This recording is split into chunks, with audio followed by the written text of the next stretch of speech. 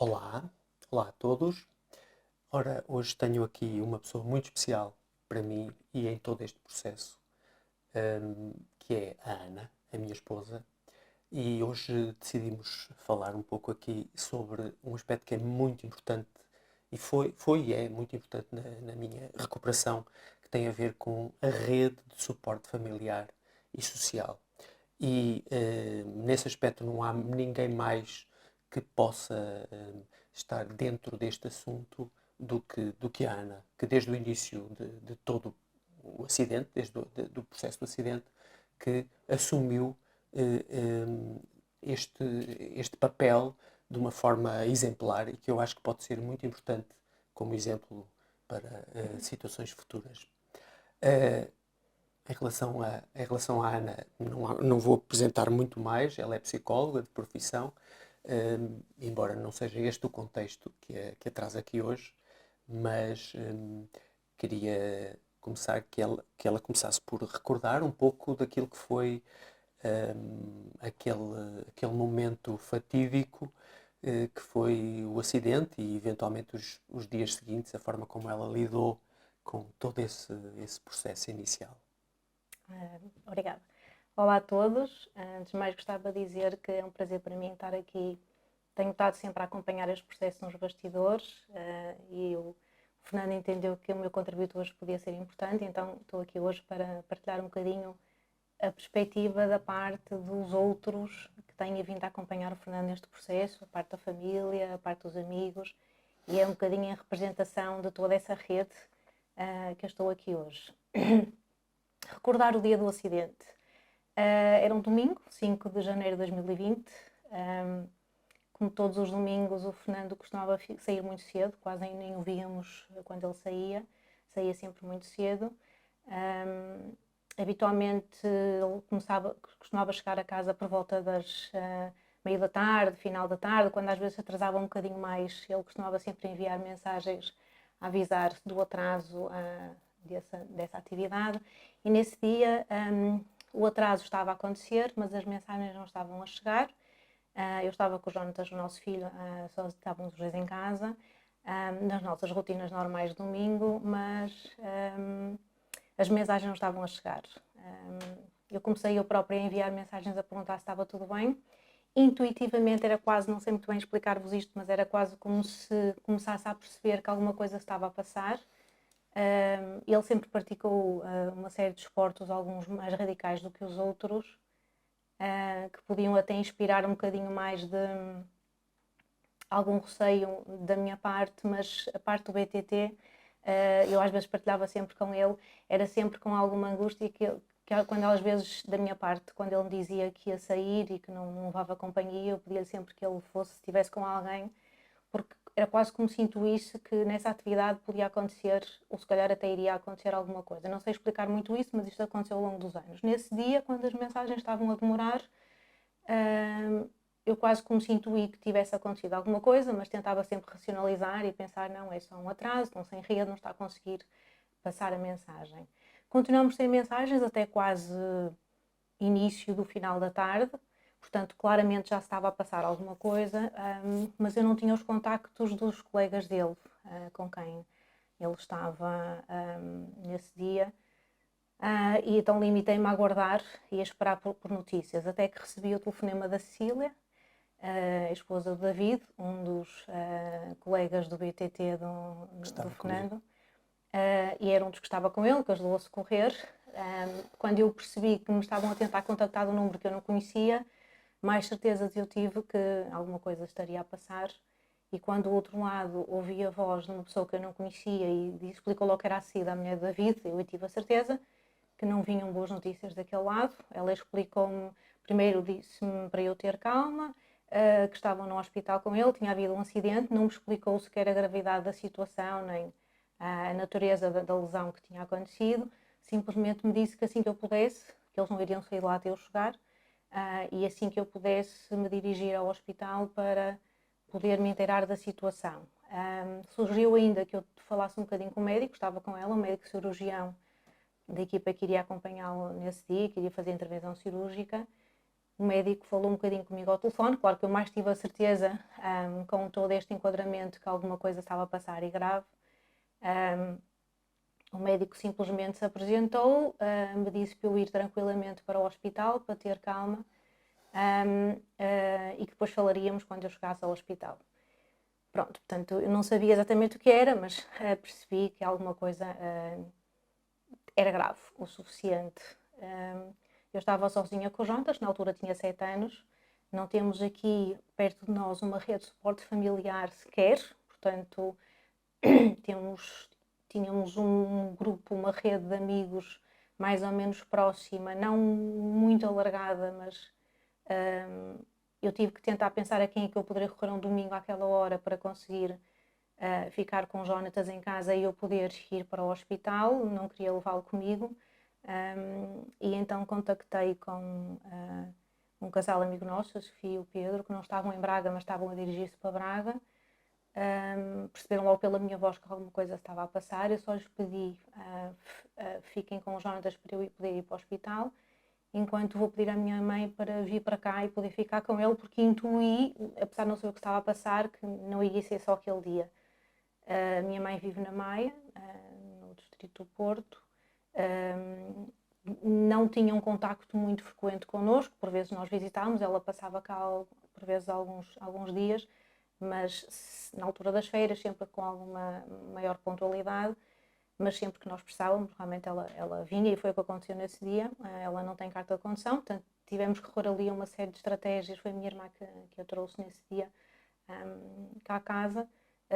Ela, pela minha voz, percebeu logo que também alguma coisa se passava. Eu só dizia: vem, mas vem por algum tempo, eu não sei exatamente o que é que está a passar. A Sofia vem ficar com o Jonatas, mas preciso que depois fiques cá, porque eu não sei depois como é que vai ser. Pronto, eu aguardei durante algum tempo até a Sofia e o Pedro virem para cá ficar com o Jonatas, e como eu estava ainda naquela fase bastante desorganizada em termos de pensamento ainda e reação, normal, numa fase de maior impacto, a Sofia, pronto, ficou-se logo a ir comigo para o hospital, e ficou o Pedro com o Jonatas.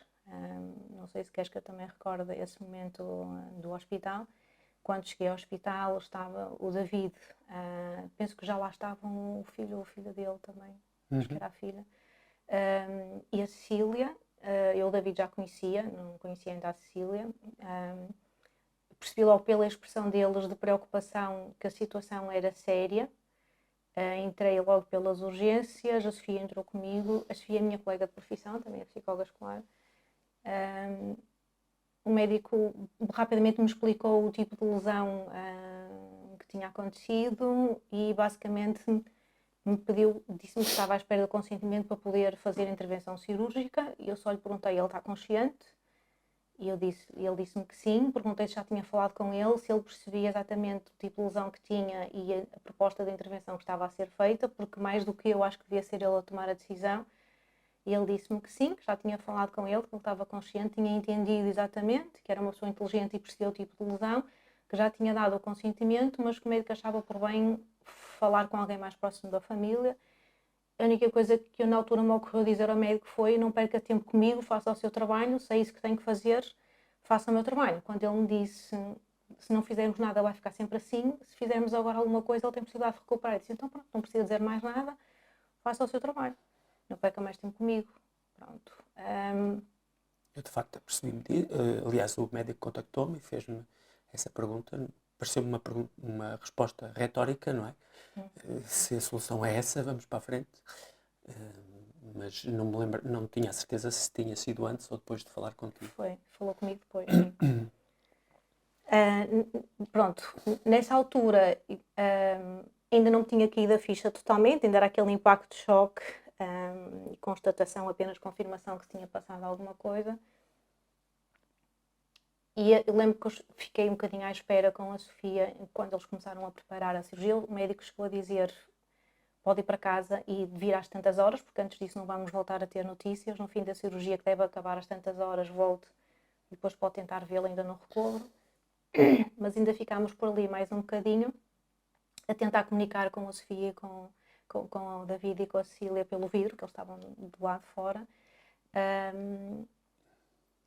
e de repente começaram a vir pensamentos à cabeça. Esse era o último, era um domingo, no dia seguinte ia começar o segundo período letivo. Quem trabalha num contexto escolar, nós funcionamos por períodos letivos, como eu sou psicóloga escolar, iria começar o segundo período letivo e logo às 8 e antes das 8h30 já tinha atividades programadas de intervenção com uma turma. Nessa altura orientava já uma psicóloga em estágio, portanto tínhamos já tudo planificado. E de repente a minha preocupação foi como é que eu vou conseguir amanhã ir cumprir esta atividade, vou passar aqui praticamente a noite toda, vou tentar ir trabalhar direto. De repente a ficha não tinha caído completamente e a Sofia, a dada altura, percebeu que eu não estava a raciocinar da maneira mais correta, segurou-me pelos ombros e disse-me: Ana, cai na real, não vais trabalhar. Portanto, cai na real, tenta perceber o que é que se está a passar, tu não vais estar em condições de trabalhar, avisa alguém. E de repente essas palavras foram suficientes para eu começar a processar de uma outra forma. E depois tu acabaste por atestado na altura por 30 dias ou 8 dias, não me recordo no início, mas eu sei que para adiantar um pouco, acabaste por estar quase 2 anos sem trabalhar, Sim. a trabalhar comigo. Pronto. Mas isso foi já uma consequência posterior, não é? Mas basicamente o que é que depois de cair a ficha, não é? E de, no fundo, de te aperceberes o que é que tinhas à frente, o que é que pensaste ou o que é que achaste que podias, no fundo, fazer, tendo em conta aquilo que nós também já tínhamos um pouco como conhecimento anterior, para, no fundo, trabalhar no sentido da minha recuperação, não é? Porque foi esse o papel que tiveste logo no início. Sim. Pronto, claro que antes de pensar na própria reabilitação, houve toda uma série de diligências práticas Claro. que tive que logo fazer, contactar com elementos da direção da escola onde eu trabalho, que é o Grupamento de Escola Chá Miranda, no sentido de avisar que eu ia estar ausente, porque é que ia estar ausente, ia ser um tempo prolongado e indefinido, portanto tentei logo colocá-los de prontidão em relação a essa situação, resolver o facto de ia estar fora na supervisão de estágio e tive que voltar a casa. Antes de te encontrar na cirurgia, tive que voltar a casa e tentar explicar à minha mãe e ao Jónatas o que é que estava a passar e começar a tentar reorganizar ideias. Pronto. Uma das coisas que eu pedi à minha mãe foi: preciso que tu fiques cá durante um tempo indefinido, porque claramente eu percebi, como estavas a dizer, nós já tínhamos alguma experiência, feliz ou infelizmente, nunca consigo muito bem posicionar-me dessa maneira por causa do nosso primeiro filho, o Gabriel. Sabíamos que a revisão da lógica era possível, era um caminho a fazer, era um caminho, no entanto, duro, muito longo. Tive logo essa perspectiva, apesar de emocionalmente ainda estar desorganizada, porque não sou de ferro, e nestes primeiros 2, 3 dias ainda estava emocionalmente desorganizada, as ideias ainda estavam confusas, mas eu rapidamente consegui discernir que ia ser um caminho longo, que íamos ter que voltar a empreendê-lo outra vez, agora por tua causa, aqui num papel diferente, e não ia ter aqui uma pessoa para me ajudar, era para ti que agora ia ser o programa. Portanto, expliquei logo à minha mãe: preciso de ti, preciso que fiques cá, não sei por quanto tempo, vai ser longo. Tentei chamar o Jónatas de lado, ele tinha 7 anos, não é fácil explicar a uma criança uma situação destas, portanto tive que de facto tentar explicar, sempre foi muito clara e objetiva daquilo que uma criança de 7 anos pode conseguir entender. Ele hoje em dia diz-nos que nunca entendeu exatamente o que se passava, mas na altura ele percebeu que o pai ia estar no hospital durante muito tempo, não sabíamos quando, que não conseguia movimentar do pescoço para baixo, portanto não conseguia sair da cama, ele ainda não podia visitá-lo e íamos ter que todos juntos ajudar a recuperar a situação, e ele a ter um papel muito importante, mas durante um tempo não ia conseguir vê-lo. Eles eram os dois muito próximos, faziam muitas atividades juntas, caminhada, bicicleta, portanto toda a vida dos Jónatas rapidamente eu sabia que ia mudar e também tive que o ir preparando para isso. Isso também foi uma outra zona de bastidor, Claro. que foi reorganizar tudo aquilo a que nós estávamos habituados e mesmo todo o caminho de educação que estávamos a fazer para os Jónatas. Da altura eu percebi logo que tudo ia sofrer uma reviravolta muito grande. Pronto, mas o foco aqui é a reabilitação. pronto, vim a casa reorganizar um bocado as coisas, explicar à minha mãe o que é que estava a passar. Nessa altura ainda estava o Pedro cá com a minha mãe junto com o Jonas, a minha irmã também já estava quase a regresso outra vez para a Maia. A Sofia veio comigo, fomos comer qualquer coisa, e entretanto a Sofia depois voltou novamente comigo para o hospital, que surgiu logo a ideia de termos que avisar a tua família. A família do Fernando vive, na sua grande maioria, Na zona de Leiria. na zona de Leiria. Ele tem mais 3 irmãos. Não é fácil dar uma notícia destas, sobretudo quando as pessoas estão à distância e podiam querer vir no imediato, estar junto dele, quando se calhar também não iriam naquele dia, já era muito tarde, pronto. Então eu resolvi ligar a um dos irmãos que vive perto dos pais em Leiria, para que ele pudesse decidir como e quando deveria dar a notícia. Portanto, ligámos ao Pedro, eu expliquei-lhe a situação. Sei que depois em conjunto eles decidiram dar a notícia aos pais apenas no dia seguinte. E pronto, houve todo este período em que depois eu fui visitá-lo ao recobro, percebi que ele estava com a consciência do que estava a passar, mas ainda muito medicado. Os primeiros dias foram nos cuidados intensivos. Rapidamente houve aqui uma série de ideias muito claras que começaram a organizar-se e que era preciso começar a fazer alguma coisa. Primeiro, a questão do controle das visitas, que foi algo que nos primeiros dias nós não conseguimos intencionalizar muito, porque ainda ele estava muito atordoado com tudo, eu estava muito atordoada com tudo. Nós tínhamos o sistema de cartões que podíamos mais ou menos usá-los para controlar as visitas, e nessa fase deixamos apenas, com alguma consciência, deixamos apenas que os pais e os irmãos dele e alguns amigos mais próximos pudessem aceder até ele e visitá-lo. Ele estava numa situação muito, muito vulnerável. Nem sequer era para ele benéfico estar sempre a falar, a conversar. Estava sempre na posição deitado, todo entubado, portanto não era... Não, mesmo pessoas que ele não tivesse total confiança, nem sequer era adequado que pudesse expor dessa forma. Pronto. Sobretudo em termos de intervenção, nessa fase não havia muito que se pudesse fazer. Claro que eu comecei logo a ir buscar alguns dos nossos conhecimentos, fomos adquirindo na reorganização neurológica por causa do Gabriel, que é muito do que tem da lesão medular, foi algo que nós tivemos que aprender de novo, mas já há alguns conceitos globais que sabíamos que iríamos ter que começar a colocar em prática, mas não ainda nos cuidados intensivos. Foi nessa parte que começaste a mobilizar amigos e... Mas antes disso, sim, antes dessa consciência foi o passar-te algumas noções em termos de visualização e de mentalização. Eu já tinha lido algum material sobre isso, nada que se compara àquilo que ele agora domina e de facto tem vindo a ser uma área que ele se tem vindo a especializar de uma maneira incrível. Na altura eu tinha algumas noções do que seria importante, mesmo ele estando completamente imobilizado, o que é que ele poderia fazer, o que é que eu lhe podia passar. Felizmente nós tivemos 2 pessoas, que ele já falou num dos vídeos, Frederico de um lado, a Ana do outro, terapeutas na área alternativa, cada um na sua área, e que me foram ajudando, foram passando orientações, não só lhe foram enviando vibrações à distância, reiki à distância, cada um na sua área, mas também me foram passando a mim orientações de que tipo de mentalização e visualização específica ele podia ir fazendo enquanto estava completamente imobilizado, que passavam muito por se ver em movimento, até para não perder tanta massa muscular. Nesta fase foi muito importante ver-se sempre em movimento, sempre a executar atividade física, precisamente para que do ponto de vista neurológico houvesse ali todo um processo de ajudar a que o organismo não perdesse tanta massa muscular.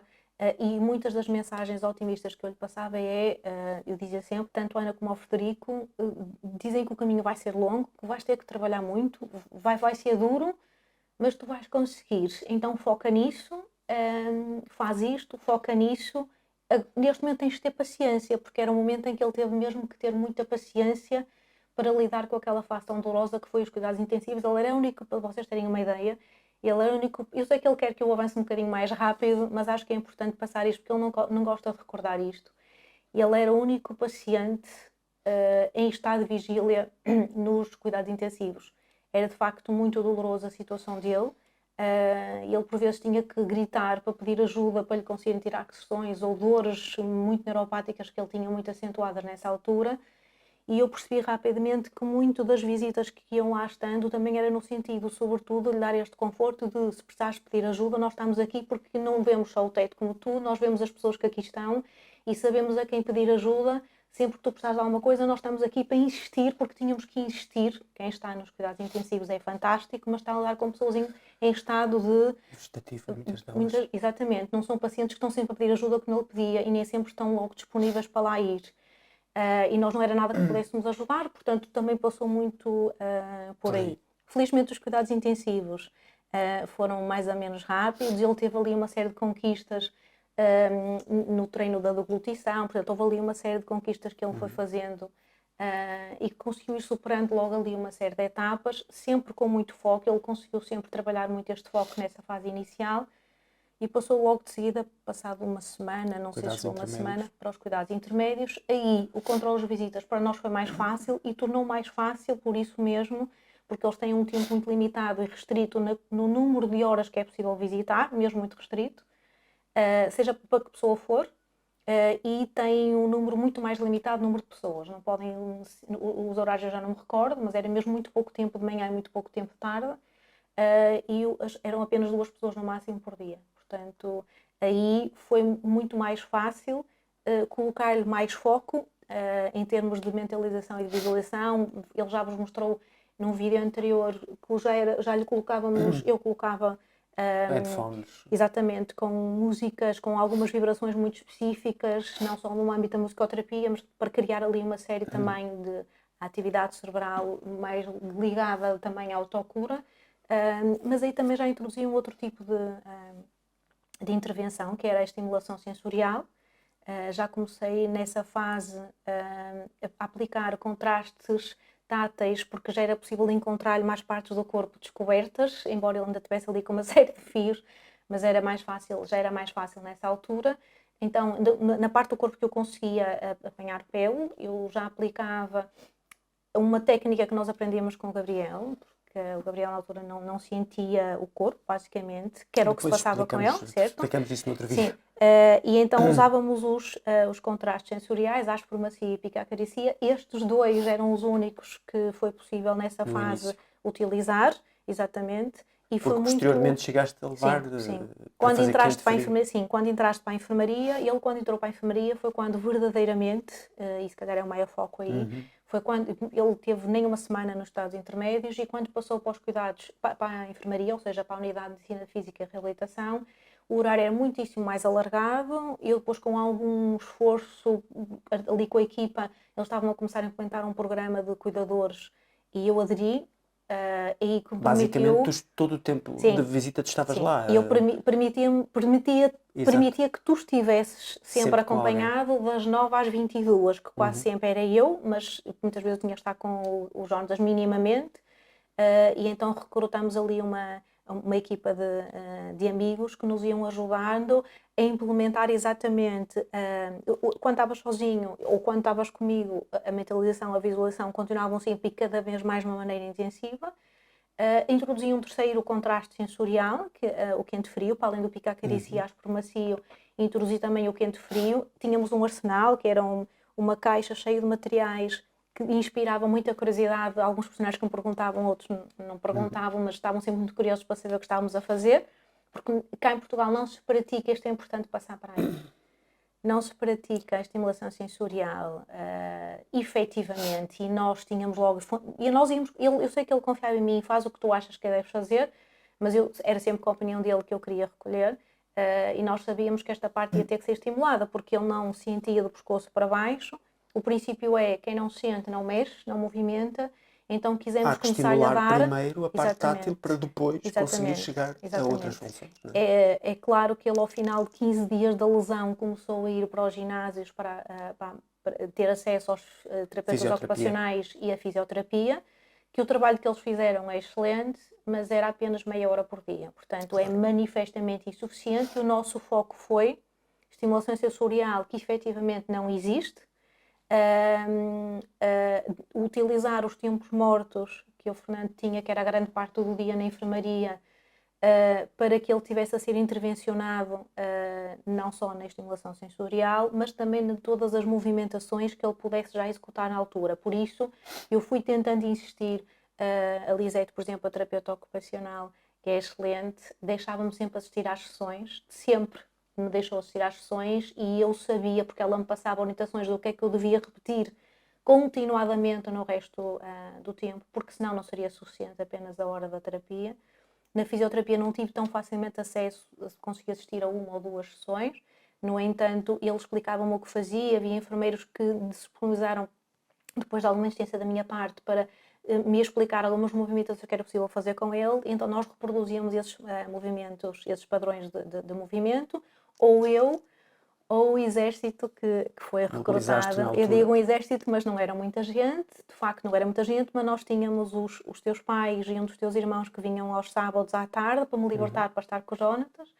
Tínhamos um ou outro teu amigo, ou um casal amigo que vinha ficar aos domingos à tarde para me libertar, para estar com os Jonatas. Durante a semana quase sempre estava eu, mas às vezes era preciso, por exemplo, eu sair durante o almoço, ou sair uma parte da manhã, ou sair uma parte da tarde. Chegámos a ter alguém que me substituísse também à noite, porque para nós, ponto de honra, sobretudo para mim, porque ele muitas vezes estava um pouco reativo, era que ele não ficasse sozinho, não só para estar sempre a ser estimulado, porque a reação pós-lesão, ou seja, nós tínhamos que reagir imediatamente a seguir à lesão, que é quando o organismo está Com mais muito mais, capacidade. exatamente, muito mais pronto. Há aqui uma série de mecanismos fisiológicos muito mais pronto para ser muito mais para receber a estimulação. Então nós queríamos correr contra o tempo, mas daquilo que era possível fazer ainda em regime ambulatório, que nós sabíamos que tinha essa limitação. E então, quando eu não estava, todos os nossos colegas, que era um grupo restrito, mas que de facto me iam substituindo no sentido de fazer todo este trabalho, e o Fernando, quando estava sozinho, continuava com o processo de mentalização, de visualização. Tínhamos outro grupo de amigos que ia à parte, porque é importante também se perceber uma coisa, e se calhar acho que é muito o que move o tema deste vídeo, que é a rede de suporte familiar e social.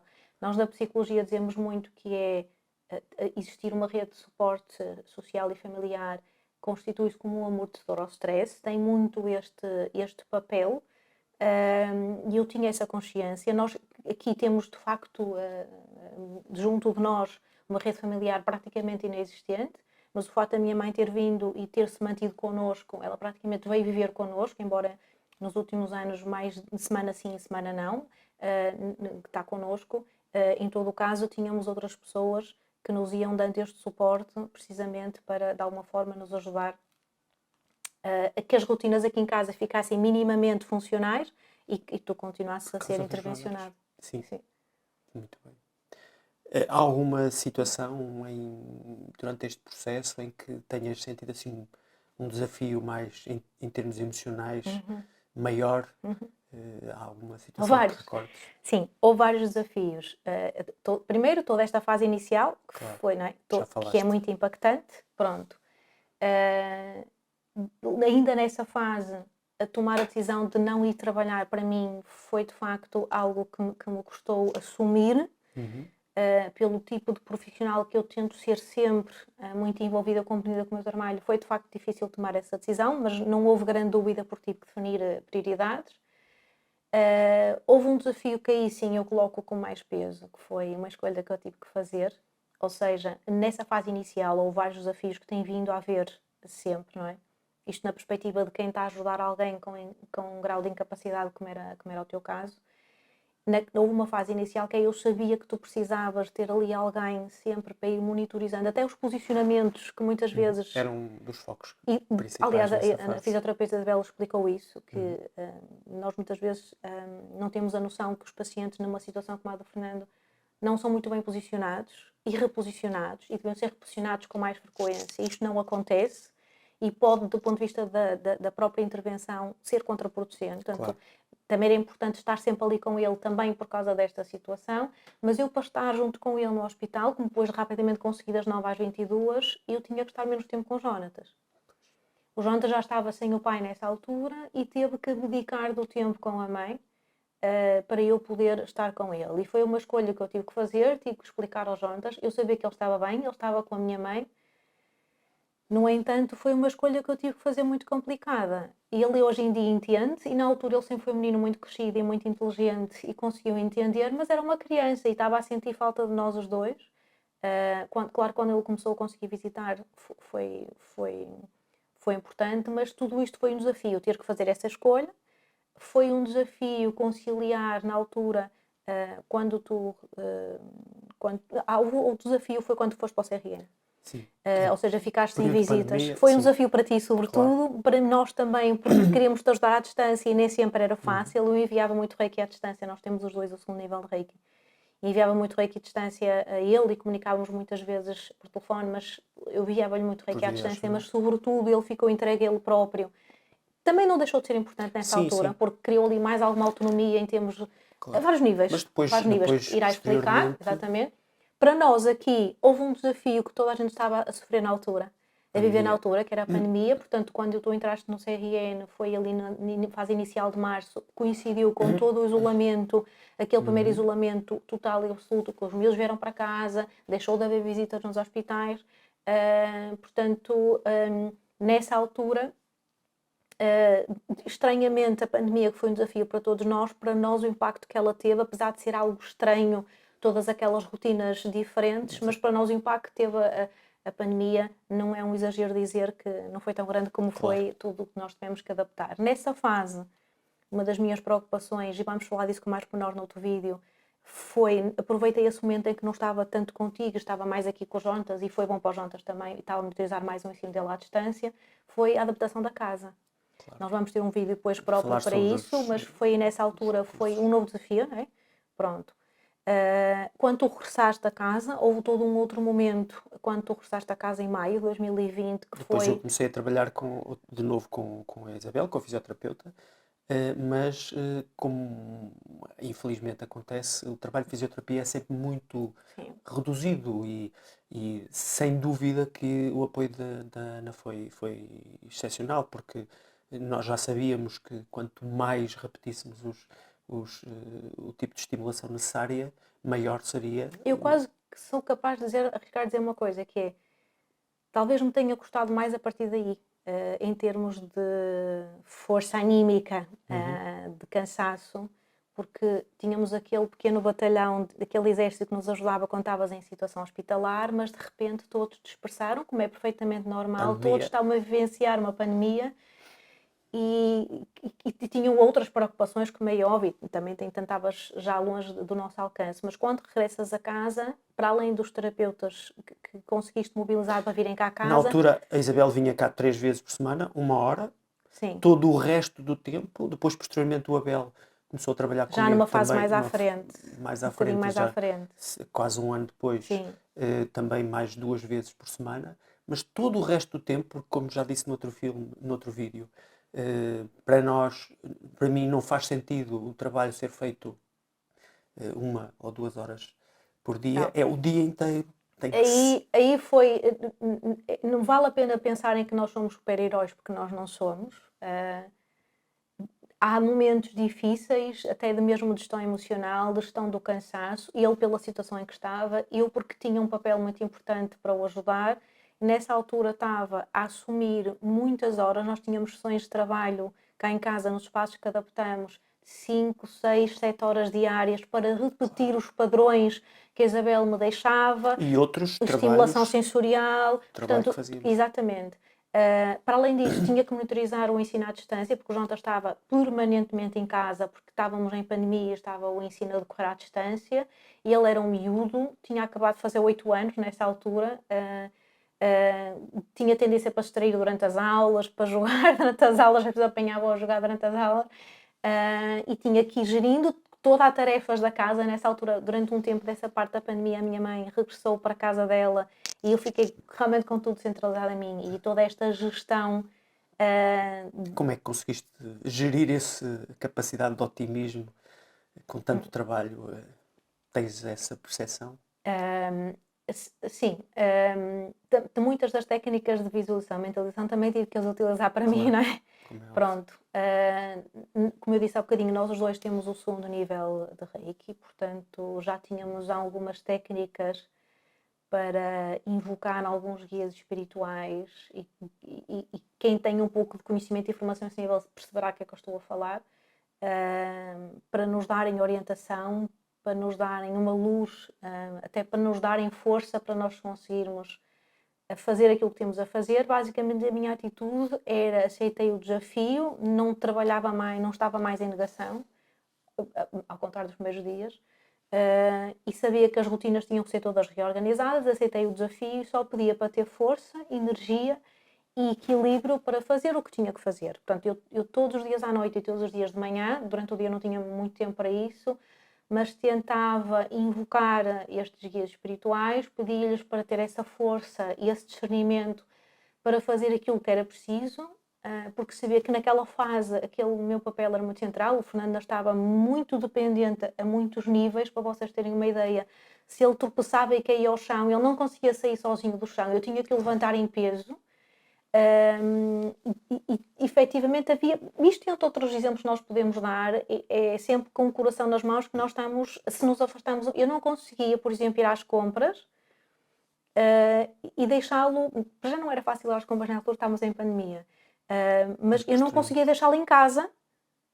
Houve uma fase que eu não conseguia deixá-lo sozinho em casa, portanto ainda estava, obviamente, ainda não estava a trabalhar, tive quase 2 anos sem trabalhar, e só o regressei quando de facto ele já estava minimamente autónomo. Tínhamos algumas pessoas, o Rui foi quem se permaneceu mais tempo, fazíamos as compras no supermercado para eu não ter que me afastar dele.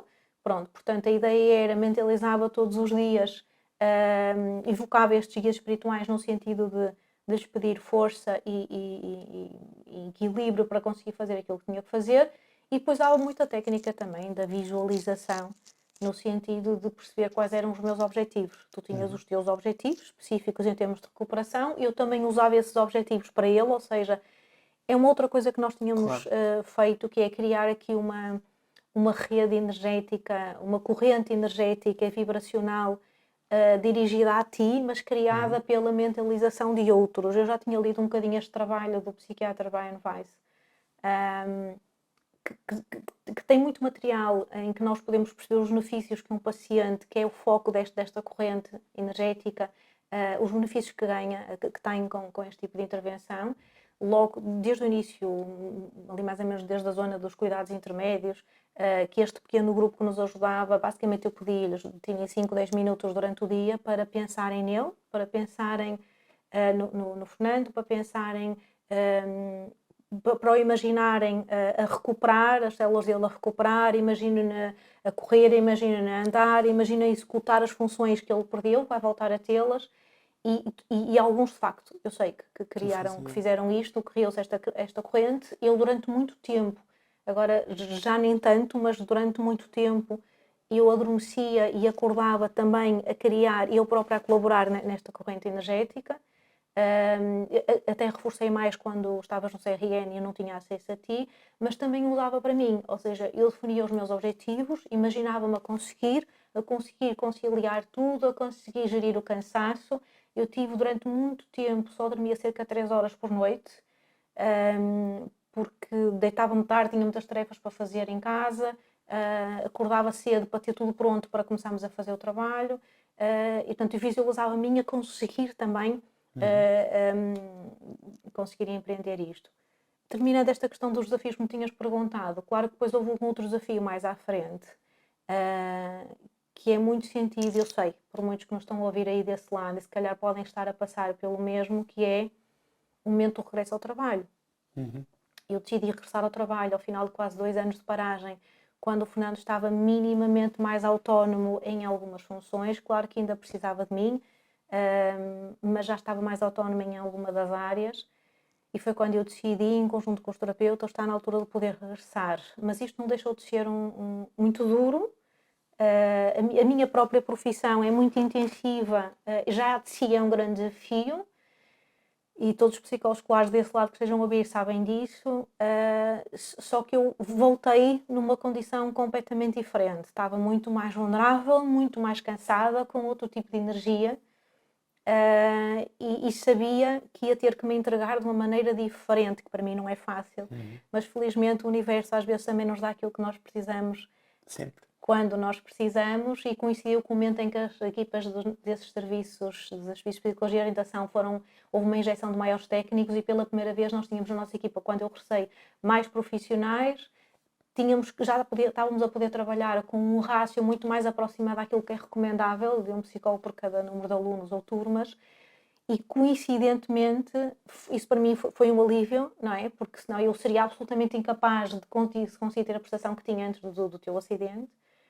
E ainda assim foi dureza, e tem vindo a ser dureza, sobretudo nos primeiros tempos ainda havia um grau de autonomia muito menor do que há agora, e eu quando eu dizia, chegava da escola e começava a minha segunda profissão, que era o trabalho de fisioterapia contigo, e tudo o resto, que é da assistência a uma criança. Nós temos 2 cães, a Sasha e o Koda, que também requerem atenção e cuidados, e estava tudo centralizado em mim, portanto isto não deixa de ser um desafio, não é? Claro que para conseguir conciliar é preciso, e desse lado também é importante que saibam disso, há recursos e há apoios do Estado. Nós podemos depois vir a ter um outro vídeo a falarmos sobre isso, mas só para terem uma ideia, eu quando regressei, não regressei nas mesmas condições em termos de horário laboral. Eu requeri o estatuto de cuidadora informal junto à Segurança Social.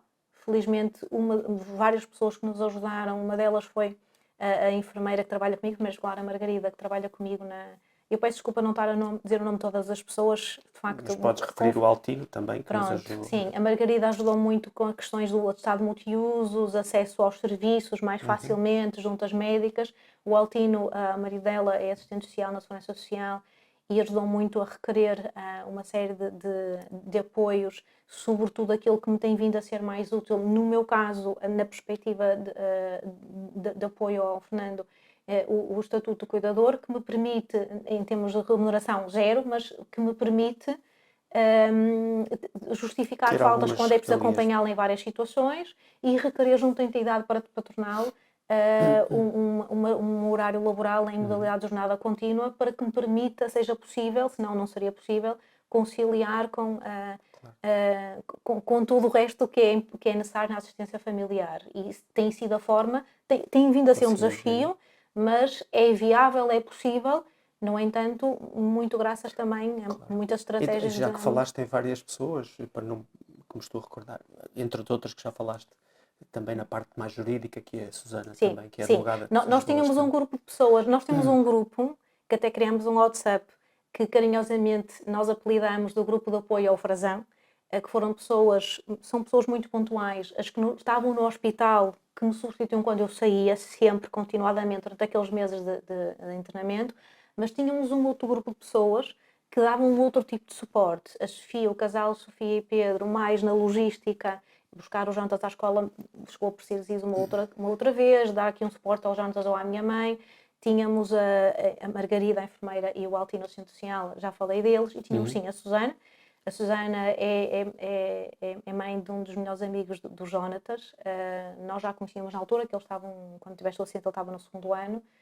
Ela é advogada, portanto prontificou-se logo desde o início para nos dar ali suporte jurídico, para tratarmos uma série de questões que nós não tínhamos grande cabeça para isso, desde seguros, hipotecas, uma procuração que ela me sugeriu, ainda bem que ele me passasse a rogo, porque ele não conseguia assinar, para que ele pudesse tratar de coisas por ele, situações absolutamente ridículas, depois podemos falar disso.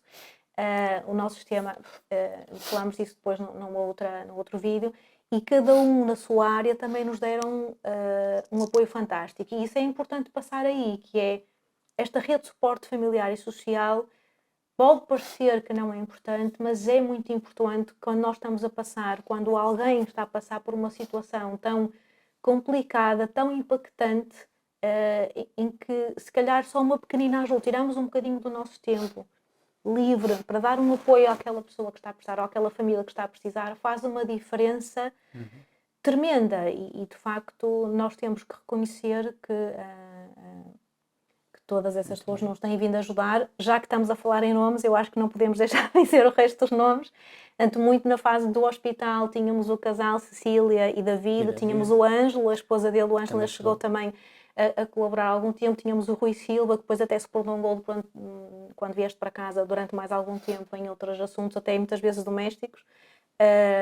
E a minha família também, aos fins Sim, de sim, semana, isso porque já andam falei há longe. pouco, os teus Exato. pais e um dos teus irmãos também. Pronto.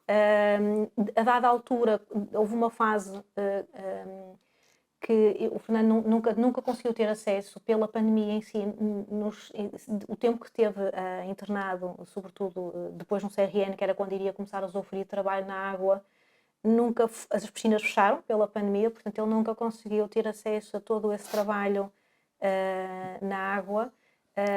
E quando regressou para casa, a fisioterapeuta, a Isabel, muitas vezes incentivava-nos a termos uma piscina cá em casa. Nós temos um terraço grande e conseguirmos uma piscina cá em casa para ele fazer minimamente algum trabalho na água. Nós ainda resistimos durante algum tempo, mas lá nos resolvemos comprada a peso de ouro, porque naquela altura toda a Não gente era comprava fácil. piscinas e estava quase tudo esgotado, mas pronto, quando adquirimos uma piscina de 3 por 4 metros, Claro. não é muito grande, mas é o suficiente que permitiu rentabilizar muito todo este trabalho na água também. Durante o E verão. todos os meses nós montamos, todos os anos montamos durante 3 meses.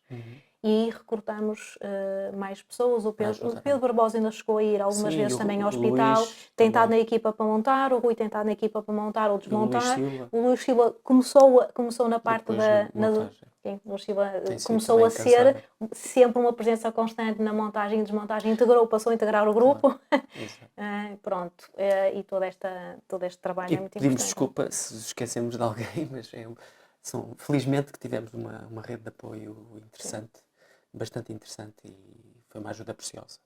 Bem, já deste aqui vários conselhos a pessoas que passam por este tipo de situações. Há mais alguma mensagem de encorajamento que gostasses de deixar a quem está na situação de cuidador, com alguém com limitações e com dificuldades, o que fazer, que força dar? Sim. Resumindo, basicamente, é para já terem consciência que o pouco do tempo livre que se vocês têm algum amigo ou um familiar que está numa situação de incapacidade ou dependência idêntica ao de Fernando ou outra, de outra natureza, e que de alguma forma precise de ajuda de outras pessoas, saibam que se calhar se vocês derem um pouco do vosso tempo possa parecer insignificante, mas vai ser incrível para aquela pessoa. Para quem está mais próximo de elementos, por exemplo, o legado familiar ou até pessoas mesmo muito próximas, é importante entenderem uma coisa que nós aprendemos isso com o nosso primeiro filho, que é o poder curativo das pessoas que não são especializadas. Ou seja, Que os tem terapeutas... vínculo afetivo com a pessoa. Exatamente, ou seja, o que eu quero dizer com isto? Os terapeutas têm um papel muito importante, têm a formação técnica especializada para saber definir um plano terapêutico e interventivo, mas há de facto determinado tipo de lesões, Claro. ou isto até podemos analisar para outras questões de saúde, mas pronto, estamos a falar muito aqui nesta área mais de reabilitação neurológica. É importante entender que há muitas tarefas, muitos exercícios de intervenção que vocês podem aprender, mesmo não sendo especializados, podem pedir aos terapeutas para vos ensinarem a fazê-lo com responsabilidade e dedicação e repetir ao longo do dia. Se vocês disponibilizarem para isso, em termos de progressão, vão ver uma diferença incrível. E é importante entenderem, não terem esse receio e entenderem que o vosso papel, sim, a par dos terapeutas, sempre com a supervisão deles, é muito, muito importante para conseguirem alcançar um melhor resultado. Isto não há forma de contornar isto. Não pode ser o tipo de visita que habitualmente as pessoas colocam, Certo. visita social, que pouco traz, nada acresce e que, no fundo, é quase ocupar o tempo. Sim. Não é por aí. Sim. É preciso mais do que isso. Sim, há pouco nós podemos ter referido isso, mas aqui também cabe muito bem, que é, estando, por exemplo, em sistema de internamento, isto foi há pouco quando perguntavas os desafios, podia ter evidenciado isso como desafio. E é um conselho agora que também que se pode deixar lá para o outro lado, que é o controle das visitas. Nós no hospital paramos com situações complicadas. Claro que os cartões ficavam connosco e nós atribuímos a quem tu querias que te visitasse, porque aquele visita que vai só para te fazer companhia sem foco para rentabilizar o tempo útil, não interessava, porque não interessava na perspectiva da tua E eu vou reabilitação. mais longe até, porque aquilo que eu sinto, que eu sentia, e eu tinha essa noção, determinado tipo de pessoas, em vez de o tipo de comentários que faziam, se calhar com o melhor das intenções, mas o que eu percepcionava é: este não acredita em mim. Este não está, o que me está a dizer é de quem não está a acreditar que seja possível eu ir mais longe. O que para ti não era benéfico, não Claro, é? e eu sentia isso e, como é óbvio, queria afastar-me desse tipo de pessoas, não é? O Claro. mais possível. Mas nós deparamos com circunstâncias do hospital, por exemplo, quando entraste para a enfermaria, não havia de facto controle das visitas, não havia de todo. Por exemplo, os cartões estavam connosco, só podiam subir com o cartão, mas, por exemplo, dadores de sangue têm livre trânsito. E entravam pela porta dentro facilmente pessoas que ele podia até nem estar naquele momento exposto a receber sequer qualquer pessoa, e nós começamos a colocar ao hospital questões sobre isto. Como é que se controla isto? Não há. Como não há? Na recepção eu explicava-me que tínhamos que falar com os enfermeiros. Os enfermeiros diziam: nós não somos guardas, não somos vigias, tem que ser na recepção. A doutora perguntava na recepção: vai ser preciso falar com a administração sobre isto? Porque efetivamente há visitas que nós não queremos e nós precisamos controlar isto. Vocês têm que ter uma solução para isto. Esta era sempre uma angústia muito grande para nós. Às vezes, em conversa até com outros pacientes e familiares, estavam a vivenciar exatamente a mesma coisa. Havia enfermarias em que se juntavam 4, 5 pessoas a fazer barulho para o paciente e ao paciente que estava no mesmo quarto. Nós chegámos a ter que fazer queixas das visitas da pessoa que estava no mesmo quarto que tu, porque estavam numa balbúrdia enorme a incomodar toda a gente e não havia controle sobre isto. E é importante que entendam que as pessoas que estão hospitalizadas devem ter o direito de decidir se querem receber visitas, quem querem receber e de que forma querem que as visitas estejam. Portanto, isto para nós foi sempre ponto de honra. Claro. Seria talvez um conselho importante lá para casa, nesta parte hospitalar, seria realmente respeitar a vontade do paciente. Nós vamos fazer talvez um vídeo mais sobre isto, mas um outro aconselho de familiares que tenham pessoas com um grau de incapacidade, saber que existe o estatuto do cuidador informal. Ele é atribuído num nível diferente, dependendo da circunstância do cuidador, mas a Segurança Social pode-vos dar essa informação. Demoram, são processos que demoram, mas vale a pena, até para a explicação das faltas, organização, pedidos de horários laborais mais compatíveis com essa conciliação. Valeria a pena talvez vocês pesquisarem mais informação sobre isso, bem como o acesso a produtos de apoio também.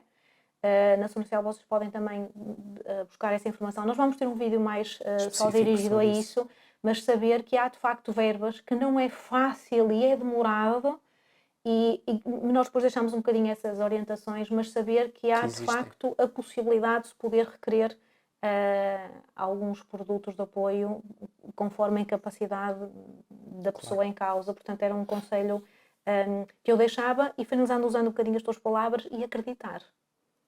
Acreditar na recuperação, porque se a pessoa, neste tipo já que estamos a falar aqui na rede de suporte familiar e social, é importante perceber que há variáveis que têm aqui que se conjugar para conseguir que a recuperação aconteça, que é a própria pessoa tem que ter essa abertura e essa capacidade de entrega, e vocês já foram percebendo que o Fernando tem, não é? De um conjunto de pessoas que também elas acreditem. Sim, a outra é a própria pessoa, os outros, ou seja, haver uma rede, uma estrutura em torno dessa pessoa que funcione e acredite e cria zonas de oportunidade, porque a pessoa sozinha não vai conseguir chegar lá. É importante haver essa consciência também.